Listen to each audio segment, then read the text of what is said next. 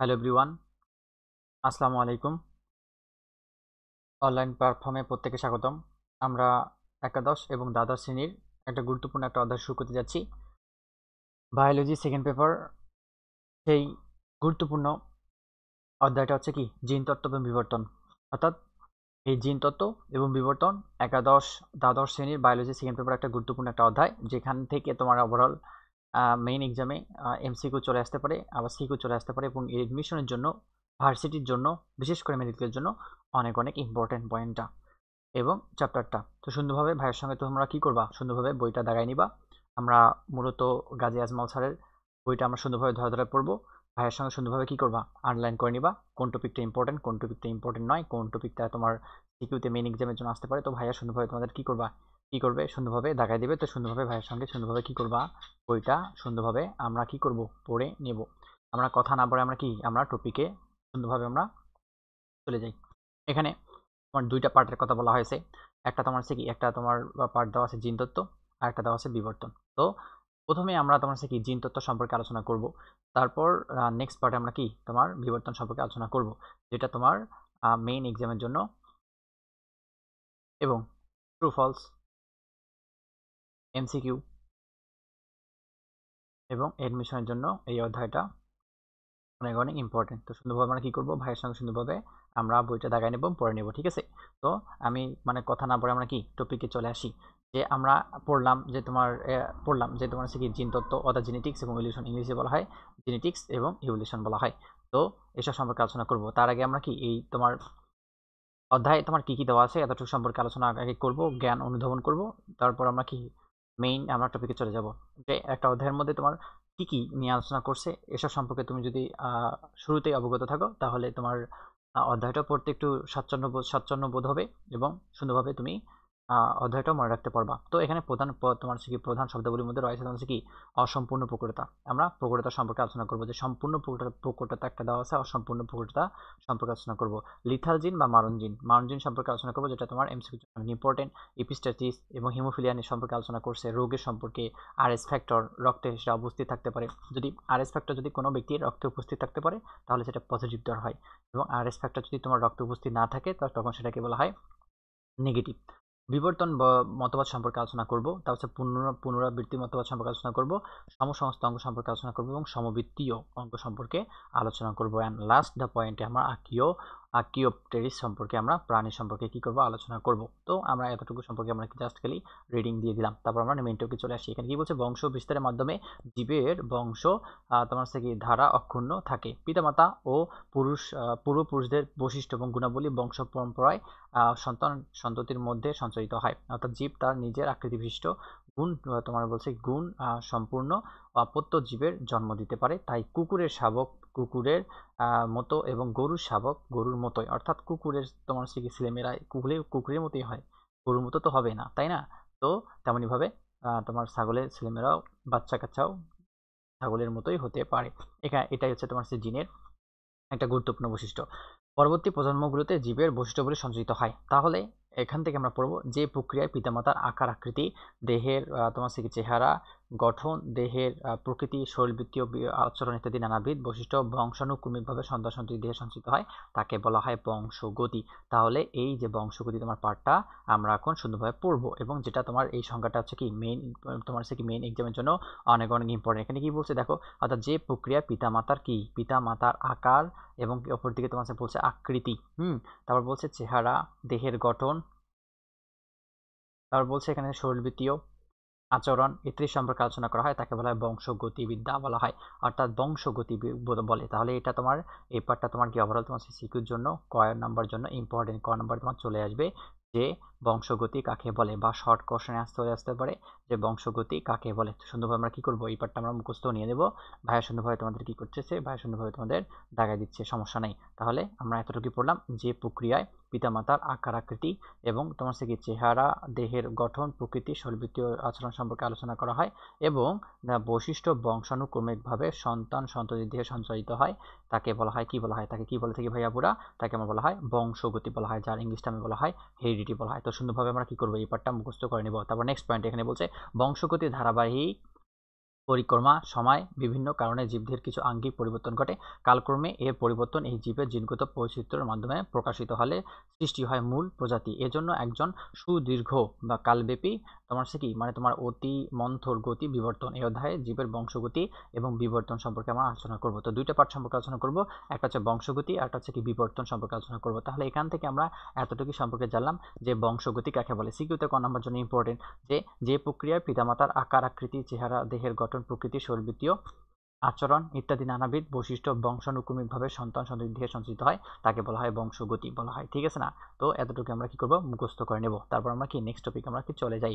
Next topic এখানে কি দেওয়া আছে, তো জিন তত্ত্ব সম্পর্কে আমরা এখন আলোচনা করব, যাকে বলা হয় জেনেটিক্স বলা হয়। তাকে এই জিন তত্ত্বের ইংলিশ নামটা কি জেনেটিক্স। যদি পারো তাহলে সুন্দরভাবে কি করবা স্পেলিংটা মুখস্থ করলে তোমার হয়ে যাবে। তারপর আমরা চলে আসি যে জীববিজ্ঞানের যে শাখায় জীববিজ্ঞানের কোন শাখায় জীববিজ্ঞানের জিনের শাখায় যে জীবের গঠন তারপর কি কাজ, তারপর এখানে বলছে বংশ পরম্পরা সঞ্চালনের ধরন ফলাফল সম্বন্ধে বিস্তারিতভাবে আলোচনা করা হয় তাকে বলা হয় বংশগতিবিদ্যা বা জিনতত্ত্ব বা জেনেটিক্স বলা হয়। তাহলে বংশগতিবিদ্যার তোমার হচ্ছে কি অন্য নাম হচ্ছে কি জিনতত্ত্ব, আর একটা নাম হচ্ছে তোমার হচ্ছে বংশগতিবিদ্যা। তাহলে তোমার এটাও তোমার হচ্ছে কি এই পার্টটাও তোমার হচ্ছে কি সিকিউর জন্য ক নম্বর জন্য ইম্পর্টেন্ট বা শর্ট কোশ্চেনের জন্য ইম্পর্টেন্ট। ঠিক আছে না?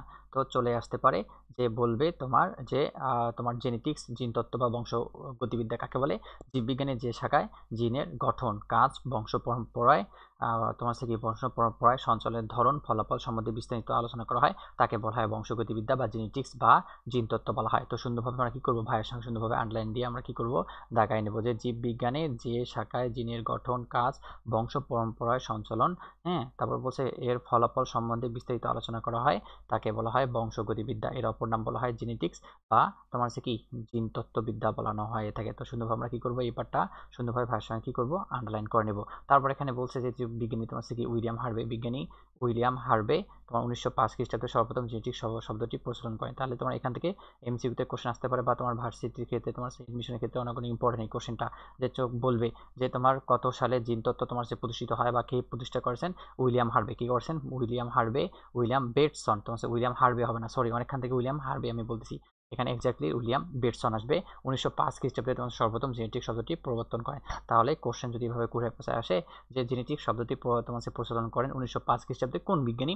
উইলিয়াম বেটসন বা উইলিয়াম বেটসন জেনেটিক শব্দটি প্রচলন করেন কত সালে? 1905 সালে। তো তোমার সালটা মুখস্থ করতে হবে, যেখানে জেনেটিক শব্দটি গ্রিক শব্দের মূল রূপ জেনাস শব্দ থেকে উদ্ভূত, যার অর্থ হলো কি পরিণতি স্বরূপ অর্থাৎ ঘটানো অর্থাৎ কোনো কিছুতে উদ্ভূত হওয়া। তাহলে এখান থেকে আমরা এতটুকু সম্পর্কে জানলাম যে উদ্ভূত হওয়াকে বোঝানো হয়েছে। তাহলে এই পার্টটা তোমার হচ্ছে কি এমসিকিউর জন্য এবং তোমার হচ্ছে কি ওভারঅল তোমার হচ্ছে কি সিকিউর জন্য একটু ইম্পর্টেন্ট। সিকিউর জন্য এতটুকু মুখস্থ করবা যে জেনেটিক্স বা জিন তত্ত্ব কাকে বলে সে, আর এমসিকিউর জন্য এতটুকু মুখস্থ করবা যে জিন তত্ত্ববিদ্যাকে কি বলা হয়? জেনেটিক্স বলা হয়, GENETICS। এবং উইলিয়াম হার্ভে কত সালে জেনেটিক্স শব্দটি প্রচলন করেন? 1905 খ্রিস্টাব্দে প্রচলন করেন। এখান থেকে এতটুকু পড়লে ইট উইল বি তোমার হচ্ছে কি মোর দেন এনাফ ফর ইউ। ঠিক আছে? তো এখান থেকে এতটুকু পড়লে হয়ে যাবে। তারপর নেক্সট আমরা কি টপিকে চলে যাই যে জিনের প্রয়োজনীয়তা সম্পর্কে এখানে আলোচনা করছি। জিনের প্রয়োজনীয়তা সম্পর্কে আমরা কি করবো এখন সুন্দরভাবে আলোচনা করব। এখানে কি বলছে? জিনের প্রয়োজনীয়তা আমরা রিডিং দেবো, ঠিক আছে? যেটা ইম্পর্টেন্ট আমি দেখাই দেবো, সমস্যা নেই। মানব কল্যাণে নিয়োজিত যা জ্ঞান বিজ্ঞান বিভিন্ন শাখার মধ্যে বর্তমান সবচেয়ে গুরুত্বপূর্ণ এবং বিস্ময়কর শাখা হচ্ছে তোমার হচ্ছে কি জিন তত্ত্ব। তাহলে গুরুত্বপূর্ণ শাখাটা কি? গুরুত্বপূর্ণ শাখাটা হচ্ছে জিন তত্ত্ব। অর্থাৎ জিন তত্ত্বের প্রয়োজনীয় বিশেষ দিক তোমার হচ্ছে নিরূপ দেওয়া আছে। তো যথ আমরা কি পড়ে নিই যে জিনের প্রয়োজনীয় গাঠনিক এবং গুণগত পরিবর্তনের মাধ্যমে বেশি ফলনশীল এবং বাড়তি পুষ্টি সম্পূর্ণ উৎকৃষ্ট জাতের ফসলি উদ্ভিদ সৃষ্টি করা হয়, তাহলে সৃষ্টি করানো হতে পারে।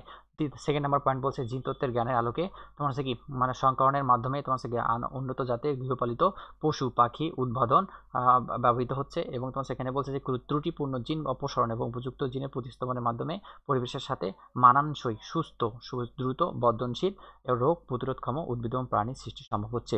জাস্ট এই পয়েন্টগুলো রিডিং দিয়ে দিবা, আহামরি ইম্পর্টেন্ট না।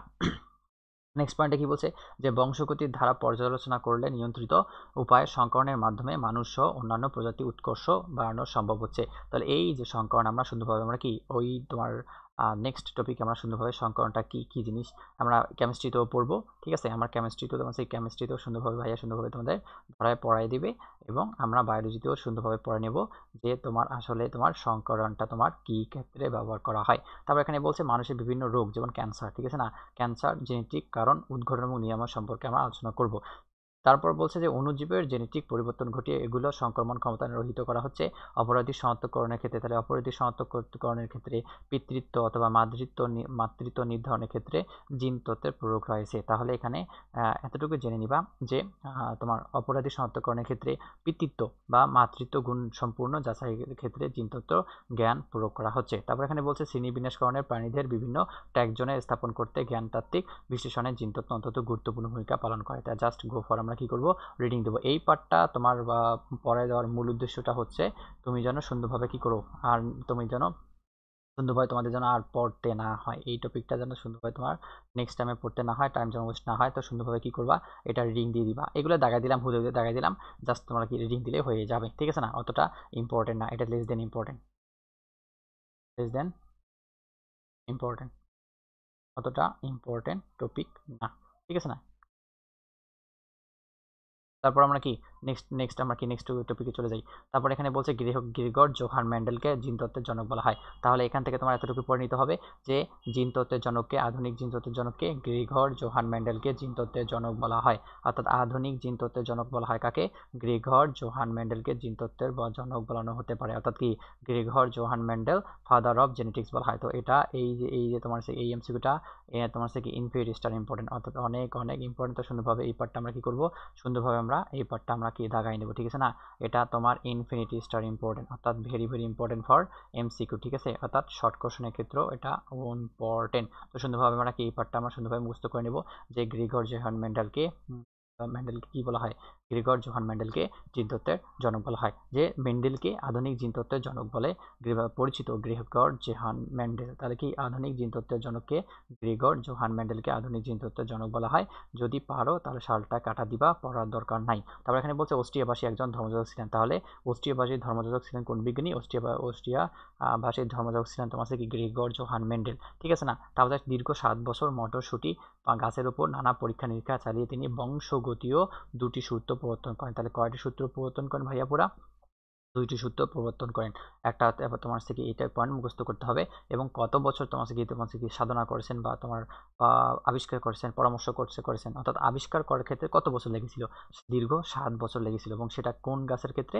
মটরশুঁটি গাছের ক্ষেত্রে। এই পয়েন্টগুলো মুখস্থ করবা। এই পয়েন্টগুলো তোমার মেইন এক্সামে চলে আসছিল, তোমাদের ক্ষেত্রেও চলে আসবে। আর এই কোশ্চেনগুলো আসবে যদি তুমি ভালোভাবে পড়ো তাহলে কমন পাবা, আর না পড়লে তুমি কমন পাবা না। তাই তার সূত্রগুলোকে মেন্ডেলের সূত্র বা মেন্ডেলিজম বলা হয়, ঠিক আছে না? মেন্ডেল প্রদত্ত তথ্য বর্তমান জিন তত্ত্বের ভিত্তি হিসেবে গণ্য করানো হতে পারে। জাস্ট এখান থেকে এতটুকু মনে রাখবা যে আধুনিক জিন তত্ত্বের জনক হচ্ছে গ্রিগর জোহান মেন্ডেল। সেটা অস্ট্রিয়াবাসী ছিল এবং সেটা ধর্মযাজক সেখানে ছিলেন এবং দীর্ঘ 7 বছর তোমার মটরশুঁটি গাছ নিয়ে পরীক্ষা নিরীক্ষা করার পর তোমার কি বংশগতীয় 2টি সূত্র প্রবর্তন করেন। তাই একে মেন্ডেলের তাই একে আধুনিক জিন তত্ত্বের জনক বলা হয় মেন্ডেলকে। তারপর আমরা নেক্সট পয়েন্টে চলে যাই যে মেন্ডেল সংক্ষিপ্ত তোমার কি জীবন কাহিনী। তো সেই মেন্ডেলের সংক্ষিপ্ত আমরা জীবন কাহিনী আমরা কি করব, সুন্দরভাবে জাস্ট খালি রিডিং দিয়ে দেবো। এখানে বলছে কৃষকের সন্তান গ্রিগর জোহান মেন্ডেল 1822 খ্রিস্টাব্দে অস্ট্রিয়ায় জন্মগ্রহণ করেন। তাহলে এই পয়েন্টটা তোমার ইম্পর্টেন্ট যে তোমার গ্রিগর জোহান মেন্ডেল কোথায় বাস করেন? অস্ট্রিয়ায়। তোমার কিসের ছেলে ছিল? কৃষকের ছেলে ছিল। জানার জন্য পড়ে নিতে পারো যে তার স্বপ্ন ছিল শিক্ষক এবং বিজ্ঞানী হবে। বাহ, তার কি মানে তোমার একটা স্বপ্ন ছিল যে হয় শিক্ষক হবে না হয় বিজ্ঞানী হবে, কিন্তু দারিদ্রতা কষাঘাতে তার সমস্ত আশা আকাঙ্ক্ষা ধূলিসাৎ হয়ে যায়। বিশ্ববিদ্যালয়ে শিক্ষা গ্রহণ করে তিনি অস্ট্রিয়ান ব্রুন শহরে অবস্থিত গির্জার শিক্ষানিবেশ হিসেবে যোগদান করেন। তাহলে এখান থেকে আমরা এতটুকুই আমরা কি করবো, গো ফর রিডিং দিব, ঠিক আছে? তারপর নেক্সট পয়েন্ট এখানে চলে যায় যে বলছে 1857 সালে 34 ধরনের মটরশুঁটি সংগ্রহ করে গির্জার সংলগ্ন বাগানে উদ্ভিদের বংশগতি রহস্য উদ্ঘাটনের জন্য পরীক্ষা নিরীক্ষা শুরু করেন। তাহলে এটা অনেক অনেক পরিমাণে ইম্পর্টেন্ট, হিউজ পরিমাণে একটা ইম্পর্টেন্ট। তো এই পার্টটা আমরা পড়ে নেব যে কত ধরনের মটরশুঁটি ছিল। 34 ধরনের মটরশুঁটি ছিল। সেটা তোমার বগির নামটা মুখস্থ করে নিবা যে পাইসাম সেটিভাম। এটা হিউজ পরিমাণে ইম্পর্টেন্ট। এই তোমার বগির নামটা তোমার থেকে 10 স্টার ইম্পর্টেন্ট। তো এই তোমার মেডিকেল এডমিশন টেস্টে চলে আসছিল যে তোমার কি মানে কত ধরনের গ্রিগর জোহান মেন্ডেল তোমার মটরশুঁটি তোমার নিয়েছিল 34 ধরনের। সেটা মটরশুঁটি বগির নাম কি? পাইজাম সেটিভাম, ঠিক আছে না? গির্জার সংলগ্ন বাগানে উদ্ভিদের বংশ গতি রহস্য উদ্ঘাটনের জন্য পরীক্ষা নিরীক্ষা শুরু করেন। দীর্ঘ 7 বছরের কঠিন ও শ্রমসাধ্য পরীক্ষা শেষে তিনি বংশগতীয় 2টি সূত্র আবিষ্কার করেন। তাহলে কয়টি সূত্র আবিষ্কার করেন ভাইপুরা? 2টি সূত্র আবিষ্কার করেন। 2টি সূত্র আবিষ্কার করেছেন, যেহেতু 2টি সেহেতু 2 স্টার ইম্পর্টেন্ট, ঠিক আছে? তারপর হচ্ছে তার পরীক্ষার সমস্ত কাগজপত্র 1860 সালে Burne natural history of society তে জমা দেন। তাহলে কত সালে কোথায় জমা দেন? 1866 সালে তোমার হচ্ছে কি ন্যাচারাল ব্রুন অফ সোসাইটি দিয়ে জমা দেন। এটা তোমার হচ্ছে কি তোমার এটা এডমিশনের জন্য অনেক অনেক ইম্পর্টেন্ট। এই কোশ্চেনটা তোমার বেসিক্যালি তোমার এডমিশনের ক্ষেত্রে অনেকবার চলে আসছিল। তো যখন আমি সুন্দরভাবে তোমার এডমিশনের তোমার কোশ্চেনটা সলভ করে দেবো, তখন এই কোশ্চেনটা তোমরা পাবাই। তো এখান থেকে এতটুকু মুখস্থ করতে হবে যে তোমার তোমার এই যে গ্রিগর জোহান মেন্ডেল কোথায় তোমার সেই তার গ্রন্থটা জমা দিয়েছিলেন, natural history of society Brunei জমা দিয়েছিলেন। ঠিক আছে না, সালটা মুখস্থ করার দরকার নাই, সালটা তোমরা কি করবা, সালটা সুন্দরভাবে কাটার চিহ্ন দিবা। ঠিক আছে, অর্থাৎ আপাতদৃষ্টিতে অতি সাধারণত পরীক্ষা গুরুত্ব 19 শতাব্দীতে কেউ উপলব্ধি করতে পারেনি। 1884 সালে তোমার হচ্ছে কি 6 জানুয়ারি তার সূত্রগুলো প্রতিষ্ঠা লাভের আগেই অনেক আগেই তিনি মৃত্যুবরণ করেছেন। ঠিক আছে না, অর্থাৎ তার আবিষ্কার ফলাফল সে নিজের চোখে মানে কি দেখে যেতে তার সৌভাগ্য হয়নি। ঠিক আছে, সে আগেই মৃত্যুবরণ করেছেন এবং পরে সাধনা করেই পরে তোমার হচ্ছে কি ওই তত্ত্বের উপর ভিত্তি করে যখন অন্য বিজ্ঞানীরা তোমার হচ্ছে কি ওই একই সূত্র আবিষ্কার করেছেন, তখন গ্রেগর জোহান মেন্ডেলকে তোমার আধুনিক জিনতত্ত্বের জনক হিসেবে আখ্যায়িত করেছেন। কিন্তু সে সেটা তার নিজের কানে শুনতে পারেনি। দুঃখ স্বরূপ এটাই বলা যায়। ঠিক আছে, তারপর আমরা তোমার হচ্ছে কি নেক্সটে আমরা পড়ি যে তার মৃত্যু 16 বছর পর, তার মৃত্যুর 16 বছর পর, দেখছো কত বছর পর, তার মৃত্যুর 16 বছর পর তোমার হচ্ছে কি 1900 খ্রিস্টাব্দে তিনি বিভিন্ন দেশে 3 বিজ্ঞানী পৃথকভাবে কিছু একই সময় মেন্ডেলের গবেষণা ফলাফল পুনর আবিষ্কার করে থাকেন। তাহলে কি এখান থেকে এতটুকু আমরা পড়বো যে গ্রিগর জোহান মেন্ডেল তোমার হচ্ছে কি মটরশুঁটি নিয়ে কাজ করেছিলেন দীর্ঘ তোমার থেকে 7 বছর পর 34 ধরনের মটরশুঁটি গাছ নিয়ে কাজ করেছিলেন। সেটা তোমার কি তোমার বইয়ের নাম হচ্ছে কি পাইজাম সেডিপাম, এবং 2টি সূত্র প্রদান করেছিলেন। সেটা কোথায় প্রদান করেছিলেন, natural history society of Burne জমা দিয়েছিলেন, এবং সেটা মৃত্যুর 16 বছর পর সে প্রকাশিত হয়। এই সাহেবটা হচ্ছে কি এই যে পুরা এই যে আমাদের বিজ্ঞানী হচ্ছে কি গ্রিগর জোহান মেন্ডেল, উনি অনেক স্মার্ট এবং কিউট ছিল। ঠিক আছে, এখান থেকে আমরা সুন্দরভাবে আমরা কি করব, এতটুকু টপিক আমরা কি করব, সুন্দরভাবে এই টপিকটা সুন্দরভাবে আমরা কভার করে নিব। ঠিক আছে না, এমসিকিউর জন্য সিকিউর জন্য অনেক ইম্পর্টেন্ট। তারপর আমরা কি নেক্সট টপিক আমরা চলে যাবো যে তোমার এই যে তোমার তার মৃত্যু 16 বছর পর যে তোমার 3জন বিজ্ঞানী তার ওই মতবাদটাই পেশ করেছেন, সেটা কোন কোন বিজ্ঞানী হতে পারে। একটা হচ্ছে হিউগে ডে ভ্রিস, 2 নম্বর পয়েন্ট হচ্ছে কার্ল কারেন্স, এবং আর লাস্ট বিজ্ঞানীটা হচ্ছে কি শেকমেক। ঠিক আছে না, তো এই 3টা বিজ্ঞানী আমরা কি ট্রু ফলসের জন্য পড়বো এবং এমসিকিউর জন্য পড়বো, এটা ইম্পর্টেন্ট জন্য আমরা কি করব পড়ে নেব। জাস্ট কি কোথায় পড়ে নেব যে তোমার হিউগো দা ভ্রিসটা পড়ে নেব। তারপর তোমার কি তারপর তোমার কি স্কেচ মেকটা পড়ে নেব। তারপর সেখানে কালকারেন্সটা পড়ে নেব। সেটা কোন ধরনের বিজ্ঞানী, হিউগো দে ভ্রিস হচ্ছে কি নেদারল্যান্ডের বিজ্ঞানী, এটা পড়ে নিতে হবে এমসিকিউর জন্য। তারপর তোমার জার্মানিক বিজ্ঞানীকে কালকারেন্স, এবং অস্ট্রিয়া বিজ্ঞানী হচ্ছে লাস্ট বিজ্ঞানীটা। সুন্দরভাবে এখান থেকে কি করব আমরা সুন্দরভাবে এমসিকিউর জন্য আমরা কি সুন্দরভাবে পড়ে নেব। তারপর এখানে তোমার এই যে তোমার এখানে ছবি এখানে তোমার দেওয়া আছে, চাইলে তুমি কি করতে পারো, এইগুলো বিজ্ঞানী তুমি কি জাস্ট দেখে নিতে পারো। Nice to know.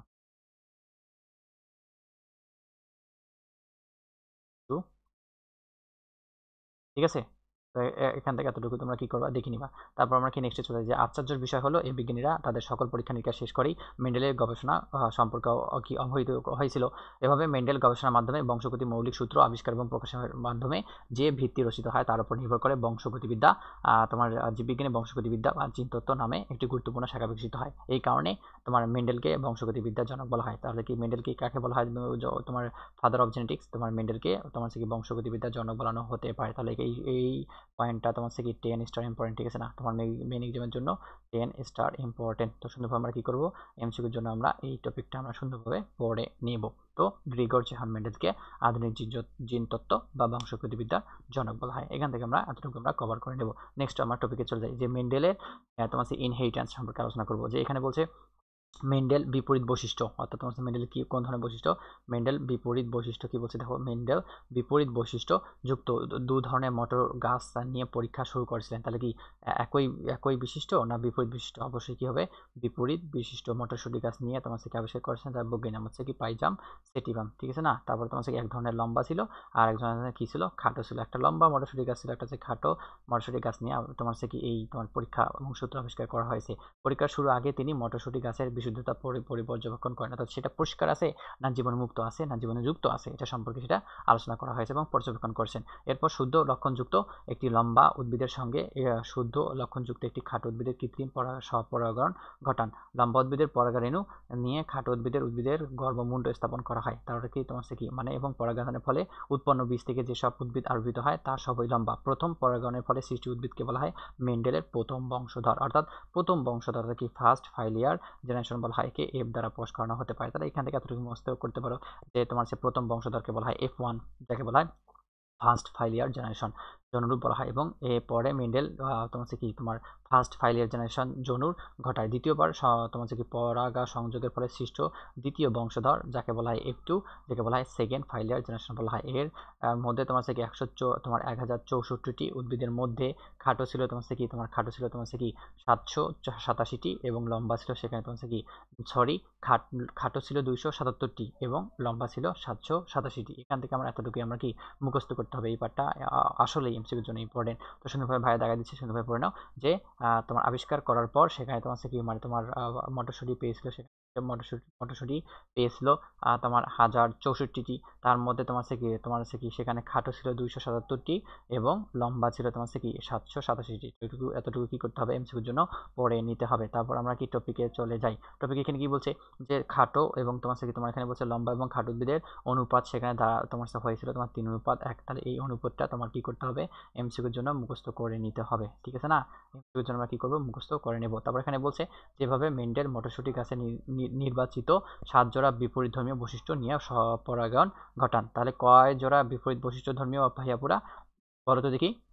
হ্যাঁ, 7 জোড়া বিপরীত ধর্মীয় বৈশিষ্ট্য সম্পর্কে সেটা আলোচনা করছেন। আমার সঙ্গে পড়ে নিবা দেই তোমার এখানে তোমার 50 থেকে 70-80% তোমার পড়া কমপ্লিট হয়ে যাবে। বাকিটা নিজ দায়িত্বে রিভিশন দিলে তোমার পড়াটা আপনি মাথায় গেঁথে যাবে, ঠিক আছে না? কষ্ট করো, কষ্ট করলে তোমার কেসটা মিলবে, ঠিক আছে? তো কষ্ট করা শিখতে হবে আমাদের, কারণ আমরা অনেক বড় লেভেলে আমরা কম্পিটিশন করতে যাচ্ছি, ঠিক আছে? তো মেন্ডেলের উপরিক্ত পরীক্ষাগুলো প্রতি ক্ষেত্রে একজন বিপরীত বৈশিষ্ট্যযুক্ত মটরশুঁটি গাছের মধ্যে সংঘটিত হয়। এই ধরনের পরীক্ষাকে বলা হয় মনো হাইব্রিড কোর্স, ঠিক আছে না? তাহলে মনো হাইব্রিড কোর্স বা মনোকে বলা মনো মানে 1, ডাই মানে 2, ট্রাই মানে 3, টেট্রা মানে 4। তাহলে সেখানে মনো মানে তোমার কি 1 তোমার কি মানে সংকরণ কোর্সকে বোঝানো হয়েছে। তাহলে এখান থেকে এতটুকু মনে রাখবা যে তোমার প্রথম বংশধর ঘটার পর দ্বিতীয় বংশধরে তোমার কি 1064টি তোমার মোটর উদ্ভিদ পাওয়া গেছে। সেখানে তোমার লম্বার পরিমাণ ছিল 787টি এবং লম্বার পর খাটোর পরিমাণ ছিল 277টি এবং সেখানে 7 জোড়া বিপরীত ধর্মীয় বৈশিষ্ট্য সম্পর্কে আলোচনা করা হয়, যার অনুপাত হচ্ছে 3:1 এবং সেখানে মনোহাইব্রিড ক্রস তোমার 1 লক্ষণ সংকরণ বিদ্যমান। তাহলে এখান থেকে তোমার এভাবেই তোমার কি এমসিকিউতে তোমার ঘুরে পাশে আসতে পারে, কোশ্চেন আসতে পারে যে তোমার 1 লক্ষণ সংকরণের তোমার অনুপাতটা কত, তাহলে অনুপাতটা কত হবে ভাইয়া পুরা 3:1 হবে। তো এখান থেকে আমরা কি করবো এতটুকু পড়ে নিব। এখানে মেন্ডেলের মটরশুঁটি উপযুক্ত 7 জোড়া তোমার কি 7 জোড়া তোমার কি বৈশিষ্ট্য সম্পর্কে এখানে তোমার কি চিত্র এখানে দেওয়া আছে। তাহলে এখান থেকে এতটুকু মনে রাখবা যে কয় জোড়া তোমার আলোচনা করা হয়েছিল, 7 জোড়া তোমার বৈশিষ্ট্য সম্পর্কে আলোচনা করা হয়েছিল, যেটা তোমার এমসিকিউর জন্য ইম্পর্টেন্ট, ঠিক আছে? তো সুন্দরভাবে আমরা এতটুকু আমরা কি কভার করে নিব। তারপর আমরা নেক্সট টপিকে আমরা চলে যাই। নেক্সট টপিক এখানে কি দেওয়া আছে, পরবর্তী মেন্ডেল 2 জোড়া বিপরীত বৈশিষ্ট্যযুক্ত মটরশুঁটি গাছ নিয়ে পরীক্ষা শুরু করেন। একটি শুদ্ধ লক্ষণযুক্ত হলুদ গাছ বীজ উৎপাদনকারী উদ্ভিদের সাথে অপর একটি শুদ্ধ লক্ষণযুক্ত সবুজ কঞ্চিত বীজ, একটা হলুদ নিছিল একটা তোমার সবুজ নিছিল, উৎপন্নকারী উদ্ভিদের পরাগা সংযোগ ঘটানোর পর F1 জনুর সবগুলি উদ্ভিদের হলুদ গোল বীজ উৎপাদন করতে সক্ষম, কিন্তু F2 জনুতে 16টি বংশধর এর মধ্যে 9টি তোমার হলুদ গোল এবং 3টি কঞ্চিত হলুদ এবং 2টি সবুজ গোল এবং তোমার একটি সবুজ কঞ্চিত বীজ উৎপন্নকারী উদ্ভিদ পাওয়া গেল। মেন্ডেল এই পরীক্ষাকে 2 জোড়া বিপরীত বৈশিষ্ট্যযুক্ত উদ্ভিদের মধ্যে সংঘটিত হয় এবং 2 জোড়াকে বলা হয় ডাই হাইব্রিড কোর্স বলানো হতে পারে। তাহলে 1 জোড়াকে বলা হয় মনো হাইব্রিড কোর্স, 2 জোড়াকে বলা হয় ডাই হাইব্রিড কোর্স, 1 জোড়াকে বলা হয় 1 লক্ষণ সংকরণ এবং 2 জোড়াকে বলা হয় 2 লক্ষণ সংকরণ বলা হয়। তাহলে এখান থেকে আমরা এতটুকু আমরা কি করব মনে রাখবো যে মেন্ডেল গবেষণা ও ফলাফল সামগ্রিকভাবে মেন্ডেলিয়ান ইনহেরিটেন্স নামে পরিচিত। তাহলে কি কোশ্চেন এখানে আসতে পারে যে মেন্ডেলিয়ান ইনহেরিটেন্স বলতে কি বোঝায়, অর্থাৎ মেন্ডেলের গবেষণা এবং ফলাফল সামগ্রিক প্রকাশ সম্পর্কে যেটা ধারণা পাওয়া যায় সেটা হচ্ছে কি মেন্ডেলের ইনহেরিটেন্স। তাহলে এখান থেকে আমরা এতটুকু আমরা কি করবো মুখস্থ করে নেব, যে এখান থেকে এতটুকু মুখস্থ করবো। আর এগুলা যে তোমার কয়টা তোমার গোল হলুদ, সবুজ হলুদ, কঞ্চিত হলুদ, তো এখান থেকে এতটুকু তোমার কি মুখস্থ করলে তোমার হয়ে যাবে। আর বাকিটা কি করবা রিডিং দিয়ে দিবা। ঠিক আছে। তো রিডিং দিয়ে দিলে সুন্দরভাবে আমরা কি করব, কভার করতে পারবো। সুন্দরভাবে আমরা কি করব, কভার করতে পারবো। তারপর আমরা নেক্সট আমরা কি টপিকে চলে যাই। নেক্সট টপিকে আমরা এই যে মটরশুঁটি গাছ যে তোমার মেন্ডেল তোমার সেটা তোমার জিনতত্ত্ব যে প্রকাশ ক্ষেত্রে পরীক্ষার ক্ষেত্রে ব্যবহার করেছিল, সেটা কেন ব্যবহার করা হয়েছিল, এখানে এতটুকু বলছে যে পরীক্ষার জন্য মেন্ডেল মটর গাছ বেছে নেওয়ার কারণটা হচ্ছে কি, বাগানের মটর গাছে তোমার হচ্ছে কি গার্ডেন পি অথবা এর বগির নাম হচ্ছে কি পাইজাম সেডিবাম নিম্নোক্ত কিছু নির্দিষ্ট বৈশিষ্ট্য পরিলক্ষিত হয় মেন্ডেল তার তোমার পরীক্ষার জন্য মটর গাছকে নমুনা হিসেবে মনোনীত করেছিলেন। তো এই টপিকটা আমি আগেই বলে দিলাম এই টপিকটা এমসিকিউর জন্য এবং সিকিউর জন্য হিউজ পরিমাণে ইম্পর্টেন্ট। কেননা এখান থেকে তোমার যদি সিকিউতে কোশ্চেন যদি আসে তাহলে সিকিউতে তোমার ক নাম্বারে কোশ্চেন আসবে অথবা খ নাম্বার কোশ্চেন আসবে, যে বলবে যে মটরশুঁটি গাছ কেন মেন্ডেল ব্যবহার করেছিল, অন্য গাছ কেন ব্যবহার করা হয়নি। আর এমসিকিউতে সোজা ডিরেক্ট দিবে যে মটরশুঁটি গাছ কি কোন ধরনের তোমার বর্ষজীবী, যে তোমার হচ্ছে কি এক বর্ষজীবী এবং হাওয়ায় তোমার হচ্ছে কি খুব সহজে বাগানের জমিতে এবং ফল টবে ফলানো হয়। মটর গাছের প্রতিটি আয়ু স্বল্পকাল, এটা দীর্ঘকাল নয়। হাওয়ায় খুব কম সময়ের মধ্যে সংকরণ তোমার হচ্ছে পরীক্ষা ফলাফল পাওয়া যায়। 3 নম্বর এখানে বলছে যে মটর ফুল তোমার হচ্ছে উভলিঙ্গ হওয়ায় স্বপরাগণ সম্পূর্ণ হতে পারে, অর্থাৎ কি নিজ নিজ পরাগণ সম্পূর্ণ করতে পারে। 4 নম্বর পয়েন্টে বলছে ফুলগুলো স্বপরাগায়ী হওয়ায় বাইরে থেকে আসা অন্য কোনো চারিত্রিক বৈশিষ্ট্য সহজে মিশিয়ে যেতে পারে না, ফলে বংশ পরম্পরায় নির্দিষ্ট চারিত্রিক বৈশিষ্ট্য সম্পূর্ণ শুদ্ধ সন্তান উৎপাদন সম্ভব। 5 নম্বর এখানে বলছে ফুলগুলো আকারে বড় হওয়ায় তোমার হচ্ছে কি মোটর গাছের মানে কি গাছে খুব সহজে পরাগণ ঘটতে পারে, ঠিক আছে না। তারপর 6 নম্বর এখানে বলছে যে মটর গাছের সুস্পষ্ট তুলনামূলক বংশগতি বৈশিষ্ট্য দেখা যায়, এর জন্য মটর গাছের বহু প্রকরণ উপস্থিত থাকতে পারে। তাহলে মটর গাছে কোন প্রকরণ উপস্থিত থাকতে পারে, বহু প্রকরণ উপস্থিত থাকতে পারে। তাহলে এইখান থেকে আমরা এই পয়েন্টগুলো আমরা সুন্দরভাবে কি করব, পয়েন্টগুলো মুখস্থ করে নেব যে তোমার কি হতে পারে, যে মটর গাছ তোমার কি কি হতে পারে, কি কি হবে না, হেডলাইনগুলো মুখস্থ করবো। ভাই যতটুকু দেখা দিচ্ছে ততটুকু আমরা কি করবো, আন্ডারলাইন করে নিব, ঠিক আছে না। এই পয়েন্টগুলো মুখস্থ করলে তোমার এখান থেকে আর কিছু মুখস্থ করার দরকার নেই। তাহলে এখান থেকে আমরা এতটুকু মনে রাখলাম যে তোমার মটর গাছের তোমার যে বগির নাম হচ্ছে পাইজাম সেডিবাম, এটা এক বর্ষজীবী হতে পারে, আয়ুকাল স্বল্প, উভলিঙ্গ, স্বপরাগী, বড় হওয়ায় তোমার হচ্ছে কি সহজে তোমার পরাগণ নিশ্চিত করতে পারে এবং প্রকরণ উপস্থিত থাকতে পারে। তাহলে এইটা 6টা পয়েন্ট যদি তুমি সুন্দরভাবে যদি হেডলাইনগুলো মুখস্থ করতে পারো, তাহলে তোমার কি কনফিউশনে তুমি ভুগবা না। এমসিকিউতে তোমার হচ্ছে কি একদম টপ লেভেলের একদম এমসিকিউ তুমি কি সলিউশন করতে পারো, অর্থাৎ সলভ করতে পারবা, ঠিক আছে। তো আমি যখন তোমাদের এমসিকিউ সলভ করে দেখাবো তখন তোমাদের কাছে ইজি, অর্থাৎ সো ইজি, টু ইজি, অনেক অনেক তোমার হচ্ছে কি সোজা মনে হবে যে ভাইয়া আসলে যেগুলা টপিক ধরায় ধরায় পড়াইছেন ওগুলাই চলে আসছিল, ঠিক আছে। তো আমি প্রুফ দেবো, সমস্যা নেই। অর্থাৎ 7 নম্বরের পয়েন্টটা আমরা বাদ দিয়ে দিছি, এটা পড়বো যে তোমার হচ্ছে কি সংকরণের ফলে তোমার বংশধরগুলো কি উর্বর হতে পারে, অর্থাৎ ফার্টিলাই হতে পারে, এগুলো জনক্ষম হয় নিম্নলিখিত বংশ বৃদ্ধি করতে পারে। তাহলে এখান থেকে আমরা ট্রু ফলসের জন্য, এমসিকিউর জন্য, মেডিকেল এডমিশন টেস্টের জন্য অনেক অনেক ইম্পর্টেন্ট। তো সুন্দরভাবে আমরা এই যতটুকু তোমাদের দেখাই দিলাম সুন্দরভাবে বইটা দেখাই নিবা যে এগুলো হচ্ছে এক বর্ষজীবী, আয়ুকাল স্বল্প, উভলিঙ্গ, স্বপরাগণ করতে পারে, ও তারপর তোমার হচ্ছে কি মানে বড় হওয়ায় সহজে পরাগণ ঘটানো সম্ভব, উপকরণ সৃষ্টি হতে পারে এবং উর্বর হতে পারে। তারপর নেক্সট আমরা পয়েন্ট আমরা কি এখন চলে যাব। এখানে বলছে মেন্ডেলের সাফল্য এবং কৃতকার্য হওয়ার কারণ। জাস্ট আমরা কি করব, এই পার্টটা আমরা রিডিং করে দেবো। তোমাদের যেহেতু সময় থাকবে না সেহেতু আমি সুন্দরভাবে রিডিং পড়াই দিচ্ছি, সমস্যা নেই, সুন্দরভাবে ক্লাসটা করলেই হয়ে যাবে। যে মেন্ডেল আগেও অনেক বিজ্ঞানী সংকরণের পরীক্ষা করেছিলেন, কিন্তু মেন্ডেলের প্রথম এই ধরনের পরীক্ষা ফলাফল ওপর ভিত্তি করে কতগুলো নির্ভুল সিদ্ধান্ত উপনীত হয়েছিল। তাই এই সাফল্যের মূল কারণগুলো হচ্ছে তিনি মটরশুঁটি গাছ নিয়ে পরীক্ষা করেছিলেন এবং গাছ স্বপরাগী বলেছেন। অবশ্যই সার গাছ কি স্বপরাগী, ফুল বিশেষ গঠনের জন্য বিপরীত পরাগণের সম্ভাবনা কম থাকায় পরীক্ষার ভুল হওয়ার সম্ভাবনা ছিল খুবই কম। 2 নম্বর পয়েন্টে বলছে তিনি বিভিন্ন পরীক্ষায় যে সব উদ্ভিদের ব্যবহার করেছিলেন সেগুলো খাঁটি অর্থাৎ হোমোজাইগাস হয়েছিল, ঠিক আছে না। তাহলে কি একটা আমরা পড়বো, নেক্সট টপিক আমরা পড়বো, একটা হোমোজাইগাস দেওয়া আছে, একটা হেটারোজাইগাস দেওয়া আছে, ঠিক আছে না। তার বিভিন্ন পরীক্ষা প্রতিজোড়া জিনের একটি জিন অন্য জিনের উপর সম্পূর্ণ প্রকট ছিল।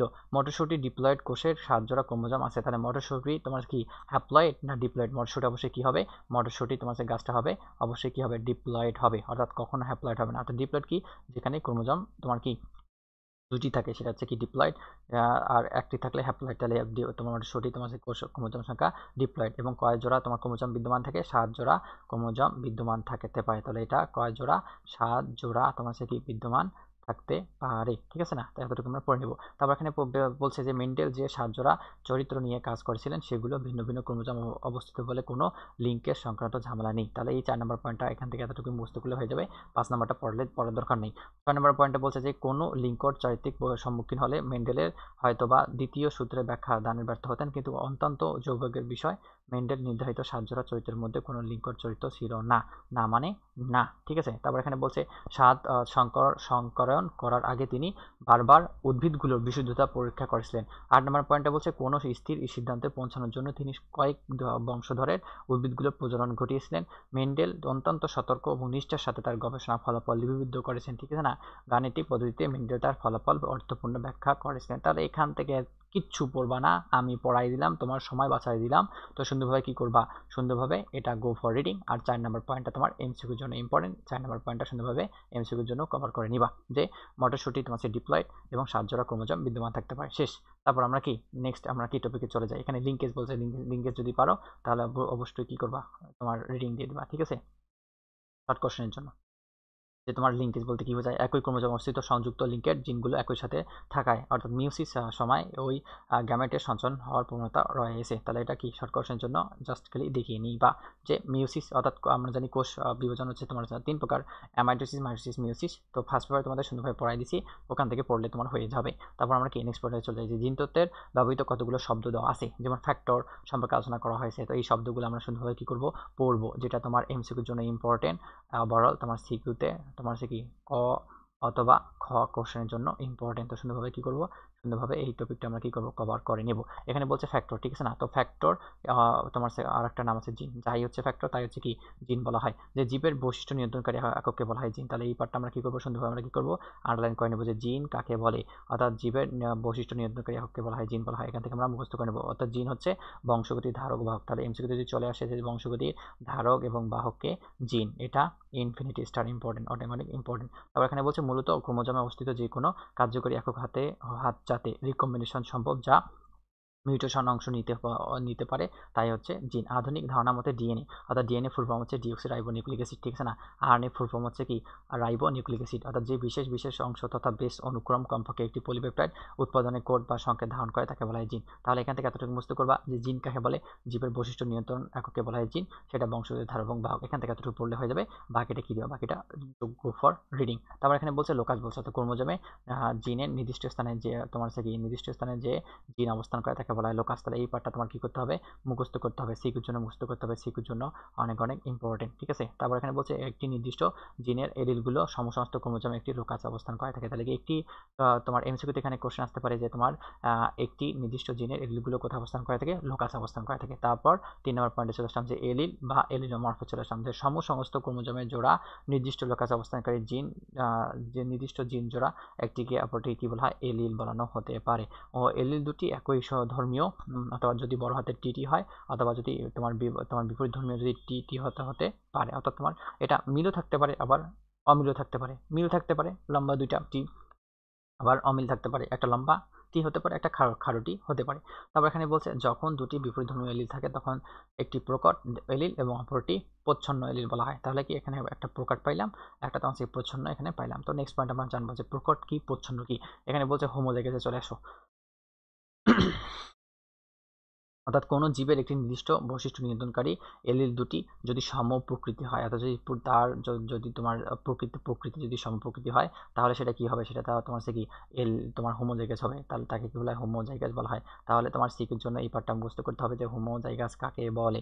অর্থাৎ তোমার সে কি কোনো জীবের একটি নির্দিষ্ট বৈশিষ্ট্য নিয়ন্ত্রণকারী এলিল দুটি সমপ্রকৃতি হলে তাকে বলা হয় হোমোজাইগাস। যেমন তোমার সে কি বিবি হতে পারে অথবা ছোট বি হতে পারে, কিন্তু কখনো তোমার একটা ছোট বি একটা বড় বি কখনো এটা হবে না। বা তোমার একটা ছোট বি লিখলাম আগে, বড় বি পরে লিখলাম, এটা কখনো হবে না, সমপ্রকৃতি হতে হবে, ঠিক আছে না? তাহলে তারপর চলে আসলাম কি হেটারোজাইগাসে চলে আসলাম, যে হেটারোজাইগাস কাকে বলে। অর্থাৎ কোনো জীবের একটি নির্দিষ্ট বৈশিষ্ট্য নিয়ন্ত্রণকারী এলিল দুটি তোমার সে কি যদি অসম প্রকৃতির হয় তখন তাকে বলা হয় কি হেটারোজাইগাস বলা হয়। তাহলে হেটারোজাইগাসটা আমরা সুন্দরভাবে কি করবো, সিকিউর জন্য আমরা কি মুখস্থ করে নেব, যে সিকিউতে এটা চলে আসতে পারে। অর্থাৎ তোমার সে কি এই তোমার 4 নম্বর পয়েন্ট এবং 5 নম্বর পয়েন্টটা তোমার এই দুইটা পয়েন্ট তোমার সে কি সিকিউর জন্য তোমার শর্ট কোশ্চেনের জন্য হিউজ পরিমাণে ইম্পর্টেন্ট। তোমার তোমার শর্ট কোশ্চেনের জন্য কি ইম্পর্টেন্ট। তো সুন্দরভাবে কি করবা, ইম্পর্টেন্ট পয়েন্টগুলো তোমার কি মুখস্থ আমরা কি করে নেব। তো অর্থাৎ তোমার সেই হোমোজাইগাস কাকে বলে, যদি সমপ্রকৃতি হয় তাহলে হোমোজাইগাস, আর যদি ভিন্ন প্রকৃতি হয় তাহলে তোমার কি হেটেরোজাইগাস হবে। যেমন কি টি, একটি বড় হাতের টি অন্য একটা ছোট হাতের টি মিলে তোমার এত গঠন করা থাকে। তাহলে তোমার কথা এখানে যদি আমি অল্প একটু তোমার সাইড নোটে যদি আমি বলি যে তোমার আমি এখানে তোমার একটা কি লিখলাম, একটা বড় বি লিখলে ছোট এ লিখলাম, বড় বি লিখলাম, তাহলে এটা তোমার কি হবে, এটা অবশ্যই কি হবে, এটা তোমার বলতো কি হবে, এটা তোমার কি হবে, এটা তোমার সমপ্রকৃতি হলেও না, এটা তোমার ভিন্ন প্রকৃতি হলো, ঠিক আছে। অর্থাৎ এটা তোমার কি সমপ্রকৃতি হবে না, যেহেতু হবে না সেটা হচ্ছে কি এটা হেটারো জাইগাস। অপরদিকে যদি আমি এইটা যদি আমরা যদি ডাবল যদি আমি এ লিখি তাহলে এটা কি হবে, এটা সমপ্রকৃতি হবে, তাহলে এটা কি হোমোজাইগাস হবে।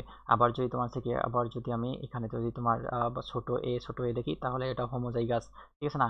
আবার যদি ছোট এ তোমার কি যদি বড় বি লিখি তাহলে এটা কি হবে, হেটারোজাইগাস হবে। তো এইভাবে এই মিল এখানে তোমার সম্পূর্ণ করা হয়েছে, ঠিক আছে না। তারপর আমরা 6 নম্বর পয়েন্টে চলে যাই যে প্রকট বৈশিষ্ট্য, অর্থাৎ এই প্রকট সম্পর্কে আলোচনা করব, প্রচ্ছন্ন সম্পর্কে আমরা আলোচনা করব। যে প্রকট বলতে বলা হয় ডোমিনেন্ট, ক্যারেক্টার বলা হয় এক জোড়া, কয় জোড়া, এক জোড়া মানে কয়টি থাকতে পারে, দুইটা থাকতে পারে, ঠিক আছে না। বিপরীত ধর্মীয়, সমধর্মীয় নয়, বিপরীত ধর্মীয় বৈশিষ্ট্য সম্পূর্ণ হোমোজাইগাস, অর্থাৎ কি বৈশিষ্ট্যের মিল থাকবে, অর্থাৎ টিটি থাকতে পারে অথবা ছোটটি থাকতে পারে, অর্থাৎ প্রকটটা কি হয়, হোমোজাইগাস বিশিষ্ট হতে পারে। তাহলে এখানে এমসিকিউতে একটা পয়েন্ট আসতে পারে, ট্রু ফলস আসতে পারে। যখন আমি কোশ্চেন করবো তখন এভাবে কোশ্চেন করবো যে তোমার এক জোড়া বিপরীত বৈশিষ্ট্য সম্পূর্ণ হোমোজাইগাস না হেটারোজাইগাস তোমার প্রকটে অবস্থান করে থাকে। অবশ্যই কি হোমোজাইগাস অবস্থান করে থাকে, একটু আগেই পড়লাম যে হোমোজাইগাস মানে তোমার মিল থাকবে, ঠিক আছে না। সংকরণ ঘটালে এই পঞ্চজনুতে দুটি হেটারোজাইগাস মিলে যে বৈশিষ্ট্য প্রকাশ পায় তাকে বলা হয় প্রকট বৈশিষ্ট্য বলা হয়। তাহলে এখান থেকে আমরা এতটুকু কি করবো, এতটুকু আমরা সুন্দরভাবে মুখস্থ করে নেব।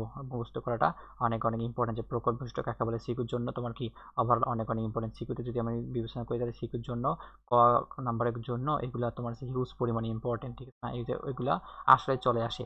যেমন তোমার এ পঞ্চজনু মোটর গাছের লম্বা এবং খাটো উভয় ধরনের লক্ষণের জন্য একটি জিন থাকলেও টিটি শুধু লম্বা বৈশিষ্ট্য প্রকাশ পায়। অতএব লম্বা বৈশিষ্ট্য হচ্ছে কি প্রকট এপিস্টেসিস, অর্থাৎ যে বৈশিষ্ট্যটা প্রকাশ পাবে সেটাকে বলা হয় প্রকট বলা হয়। তাহলে এখান থেকে আমরা এতটুকু সম্পর্কে আলোচনা করলাম। তারপর প্রচ্ছন্ন সম্পর্কে এখন আলোচনা করব, যে প্রচ্ছন্নটা কি, অর্থাৎ হেটারোজাইগাস। তাহলে প্রকটের ক্ষেত্রে হোমোজাইগাস ছিল, আর তোমার হচ্ছে কি প্রচ্ছন্নের ক্ষেত্রে কি চলে আসলো, হেটারোজাইগাস চলে আসলো। এটা পয়েন্টটা মুখস্থ করবা। জীবের দুটি বিপরীত ধর্মীয় বৈশিষ্ট্য উপাদান একত্র, অর্থাৎ উপাদান একত্রে থাকলে অন্য একটি মাত্র বৈশিষ্ট্য প্রকাশ পায়, তাকে অন্যটিকে বলা হয় অপ্রকাশিত থাকে। জীবের অপ্রকাশিত বৈশিষ্ট্যকে বলা হয় প্রচ্ছন্ন বৈশিষ্ট্য কি বলে থাকে। অর্থাৎ যেমন এ পঞ্চজনুর মোটর গাছের লম্বা এবং খাটো উভয় ধরনের বৈশিষ্ট্যের জন্য একটি করে জিন থাকলেও শুধু বড় হাতের টি এবং লম্বা হাত তোমার ছোট হাতের টি শুধু লম্বা বৈশিষ্ট্য প্রকাশ পাবে। অতএব মোটর গাছের খাটো বৈশিষ্ট্যটি হচ্ছে কি প্রচ্ছন্ন হিসেবে অবস্থান করে থাকে। অর্থাৎ যদি টি এবং বড় হাতের টি নেই তাহলে সেখানে তোমার এই টিটা তোমার সাথে বৈশিষ্ট্য প্রকাশ পাবে, তাই একে বলা হয় প্রকট, ঠিক আছে না। আর যেটা বৈশিষ্ট্য প্রকাশ পেল না, অর্থাৎ ছোট হাতের বৈশিষ্ট্য প্রকাশ পেল না, একে বলা হয় প্রচ্ছন্ন বলা হয়। অর্থাৎ তোমার যেটা যে বৈশিষ্ট্যটা প্রকাশ পাবে তাকে বলা হয় প্রকট, আর যেটা প্রকাশ পাবে না সেটা হচ্ছে কি প্রচ্ছন্ন। আমরা সুন্দরভাবে এখানে পড়ে নিলাম। তারপর জিনোটাইপে চলে আসলাম। জিনোটাইপ থেকে তোমার এডমিশনের ক্ষেত্রে, মেডিকেলে পরীক্ষার ক্ষেত্রে, ডেন্টাল এডমিশনের ক্ষেত্রে, তারপর তোমার মেইন এক্সামের জন্য অনেক অনেক ইম্পর্টেন্ট। জিনোটাইপ কাকে বলা হয়, কি জীবের লক্ষণ নিয়ন্ত্রণকারী তোমার হচ্ছে কি জিন যুগলকে বলা হয় জিনোটাইপ। অর্থাৎ একটি জীবের জিনোটাইপ তার পূর্বপুরুষের থেকে জানা যায়। অর্থাৎ সাদৃশ্য জিনোটাইপধারী জীবেরাই একই পরিবেশে বাস করে, তাহলে এদের যে ফিনোটাইপ সাদৃশ্য হবে, অর্থাৎ একই হবে। একটি লম্বা গাছের জিনোটাইপ হতে পারে তোমার কি বড় হাতের টিটি হতে পারে, অথবা বড় হাতের এবং ছোট হাতের টি হতে পারে। তাহলে এখান থেকে আমরা এতটুকু মুখস্থ করবো। তারপর ফিনোটাইপে চলে আসলাম, যে ফিনোটাইপ কাকে বলে, জিনোটাইপ দিয়ে নিয়ন্ত্রিত, কি দিয়ে নিয়ন্ত্রিত, জিনোটাইপ দিয়ে নিয়ন্ত্রিত বাহ্যিক লক্ষণকে বলা হয় ফিনোটাইপ। এই সংখ্যাটা তোমার কি মেডিকেল ভর্তি পরীক্ষা তোমার 2009 থেকে 2010 সালে আসছিল। তো এই সংখ্যাটা আসলে কি হিউজ পরিমাণে ইম্পর্টেন্ট, ঠিক আছে না। ইনফিনিটিসটা ইম্পর্টেন্ট যদি দাও তাহলে গুরুত্বের দিক দিয়ে কম হবে। অর্থাৎ ফিনোটাইপ কাকে বলে একদম টনটনা মুখস্থ করবা। তুমি তোমার নাম ভুলে যাও, সমস্যা নেই, কিন্তু এটা ভোলা যাবে না যে জিনোটাইপ কি, অর্থাৎ তোমার ফিনোটাইপটা কি।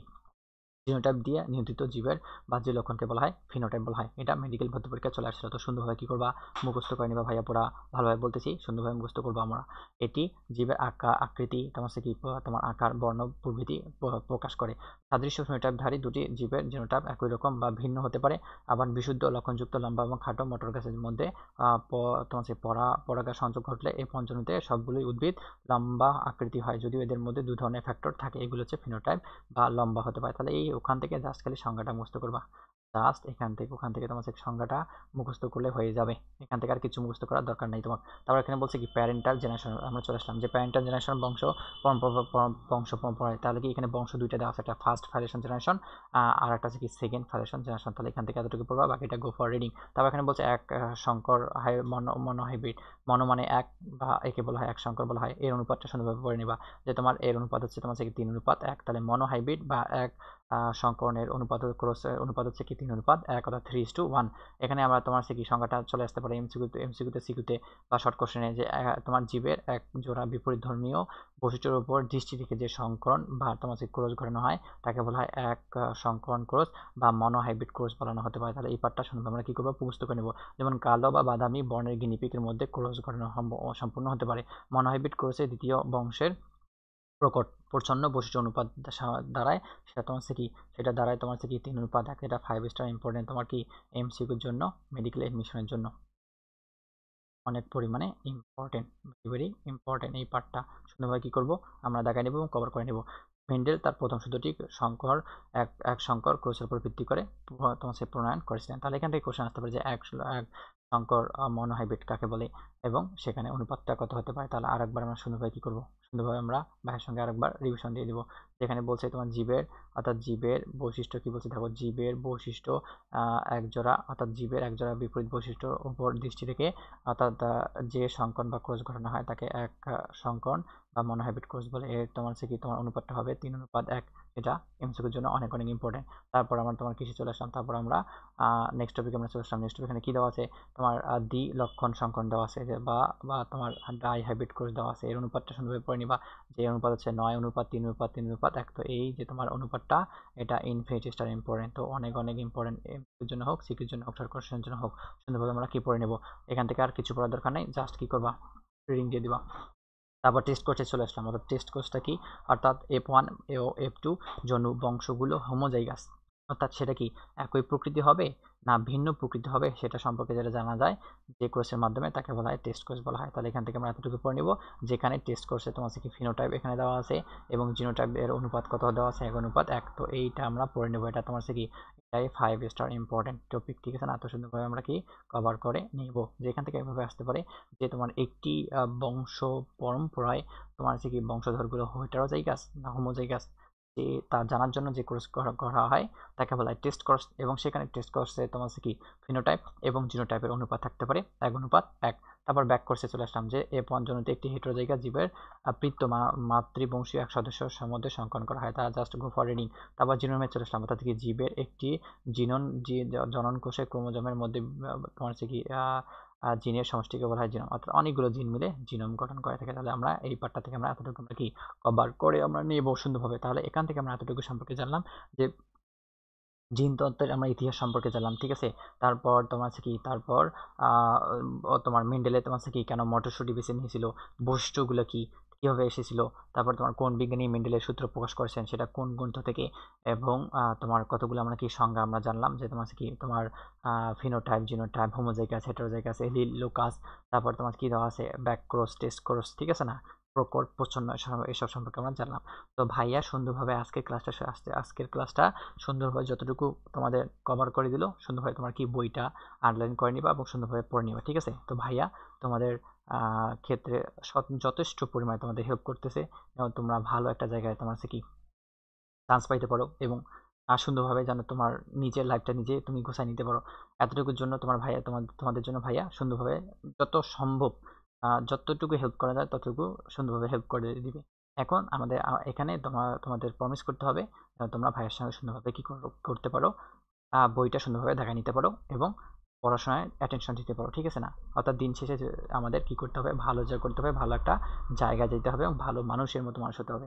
তো সুন্দরভাবে ভাইয়ের সঙ্গে কি করে নিবা, ক্লাসটা করে নিবা। এবং ক্লাসের মধ্যে যদি কোনো সমস্যা থাকে তাহলে অবশ্যই আমাদের ইউটিউব চ্যানেলে অথবা ফেসবুক পেজে, ঠিক আছে না, এসপিসি অনলাইন প্ল্যাটফর্মে অবশ্যই তোমরা জানাবা। না হয় তোমরা আমাদের প্রাইভেট ব্যাচে আমরা জানাবা যে ভাইয়া আমার এই টপিকের সমস্যা সুন্দরভাবে আর একবার বোঝাই দিলে অল্প একটু ভালো হইতো। আমি আমার পক্ষ থেকে সর্বোচ্চ চেষ্টা করব তোমার যেগুলো প্রবলেম ওগুলা সলিউশন দেওয়ার জন্য। তো আজকে তোমাদের হাবিব ভাইয়া এতটুকু তোমাদের কভার করে দিল, সুন্দরভাবে তোমরা পড়ে নিবা, ঠিক আছে না? ক্লাসটা করে নিবা। অতি শীঘ্রই এই অধ্যায়ে নতুন একটা টপিক নিয়ে আমি চলে আসতেছি। মোহাম্মদ আসাদুজ্জামান আল হাবিব, তোমাদের হাবিব ভাইয়া অতি শীঘ্রই তোমাদের নতুন একটা টপিক গিফট দিতেছি। সুন্দরভাবে আমরা কি করব, পড়াশোনাটা চালাই যাব, তার সাথে স্বাস্থ্যের দিকেও আমরা কি খেয়াল রাখবো। তো আজকে এতটুকুই, সবাই ভালো থাকো। আসসালামু আলাইকুম রহমতুল্লাহি ওয়া বারাকাতুহু।